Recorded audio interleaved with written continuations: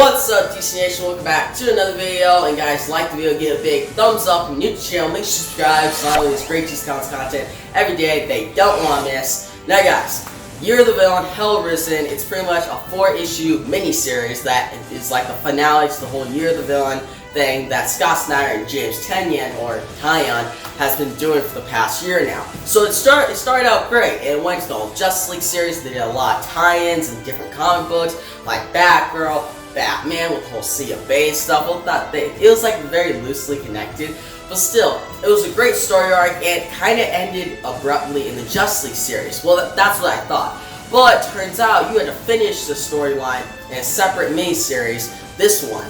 And it's kind of weird. Like, you jump into it and you're like, wait, so I need to pretty much, like, you could technically jump into it and just read it. It's a good standalone story in some ways. But a lot of it, it's better to read if you like know the Justice League series, you know about Dark Knight's Metal, you know about all the stories come before, because this is a finale to all those story arcs. Now, I don't think it's a full-on finale. Like, yeah, it's a finale to the whole Year of the Villain thing, but after this, we have Dark Knight's Death Metal, and that feels like the big finale. Like, I'm super excited for that, but with this storyline, it feels kind of like a transition. So, you could go read it, and I do recommend it. I do recommend that you guys go check it out, but if you miss it, you're not going to be missing a lot, alright? But guys, pretty much what the storyline's about, it shows Batman Who Laughs and Lex Luthor. They have like a good rivalry, alright? Like, Lex Luthor has been having a big rivalry with Joker this whole time, but with the Batman Who Laughs now in play, it's not good for him. I really like this in the comic. Like,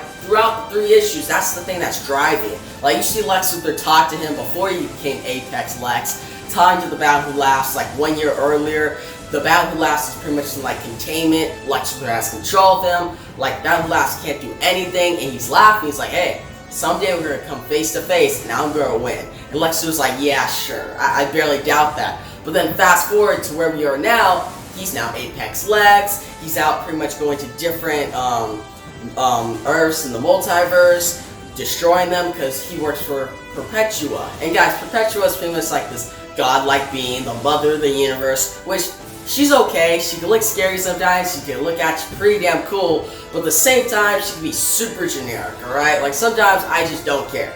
But she pretty much has Lex and a bunch of these creatures. Well, she turned humans and different species throughout the multiverse into her own creatures that Lex is pretty much leading. So he has like a whole army of people, and he's going to different Earths in the multiverse. And if they're going to like the good side, like Justice, he destroys them. All right, like they get completely destroyed. But if they're on the Doom side, then they join them. So that's pretty much what like the Justice League has been about. Like the whole Justice Doom War was all about that, just on Earth. Now, this is an okay story arc, and the first issue just sees, alright, we see like the crime syndicate, we see some of them, like Ultraman, like, yeah, I'm all in, like, let's convince all these people to join us in Doom. And then there's be like Giant Quick, who's like, I don't know about this, and he gets killed. Like, Perpetua just kills him. And Lex Luthor's kind of like, I don't know if this is right or not. Am I on the right side? Am I just going for like Perpetua now and just being a servant instead of being my OG Lex, pretty much, like being himself? And pretty much Perpetua tells him, hey, before going after other Earths now, I need you to deal with the problem on Earth. There's the Batman Who Laughs and these different creatures from the Dark Multiverse, and I need you to defeat them. Because if we don't destroy these evil entities and the Batman Who Laughs, then there'll come a problem in the future and actually stop what I have planned. Now Lex is like, alright, sure, I can take down the Batman Who Laughs, like, that's fine. So he makes it back to Earth, right? And he's kind of like, alright, good to be home, it's nice, he's at LexCorp, and we then see, Batman Who Laughs, he's talking to, what's his name, Rip Hunter, which I like this scene, right? Rip Hunter, he's just all, he's not in a good place, alright? You're stuck with the Batman Who Laughs in a room, like, that's scary. But you see Batman Who Laughs, like, oh, it's the time to strike. And he sends the infected, who are pretty much Supergirl, Hawkman, Blue Beetle, not Commissioner Gordon, like he comes in later in the storyline, but different heroes, Shazam, who pretty much Batman Who Laughs has infected, and they're evil now, and they're just going to kill people, alright? Like, they're going after different heroes to infect them too, but their main goal is to kill Lex Luthor now, and that's how the first issue ended. Now, so the first issue, it was okay. it wasn't that great, alright? It was all set up, and the whole thing with Perpetua, Lex going to deal with Doom, try to make all these Earths side with Doom or they get destroyed. But the main thing that made me like actually read it, and it was like readable, was the rivalry between Battle Who Laughs and Lex. That's the only thing in this issue. So it was kind of hard to get into the storyline. The second issue is the best one, alright? I'll say that. It's a lot of action. You see Lex facing off against the Infected. He takes out Supergirl, takes out Hawkman. It's actually pretty dope. Like, it's really dope, guys. It's cool. And the art is actually kind of better. Like, that's another thing. The first issue, the art was, yeah, it was okay. Like, I've read comics like George Jamez, with Tony S. Daniel, other comics that have better art. And the art in this series, though they're labeling it as like a big thing, like a big comic that you should be reading, doesn't have like that great art, you know what I mean? But the second issue did have better art, and the action is very well done. And you see Lex actually meet up Commissioner Gordon, and well, before that he meets up with like Mercy Graves and sends her on a mission.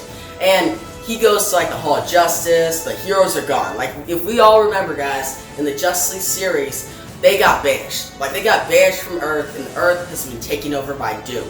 So all that's left is heroes who are infected. And I'm surprised Lex didn't notice this at first. Like, he's talking to Commissioner Gordon, right? And Commissioner Gordon's like the evil one. Like, he's infected. And he's like, hey, I've been infected, you know, Lex. And Lex is like, oh no. And he sees all these other Justice League members who are now evil too. Like, he defeated the OGs. He defeated Supergirl, Hawkman, Blue Beetle, and he thought he was all fine.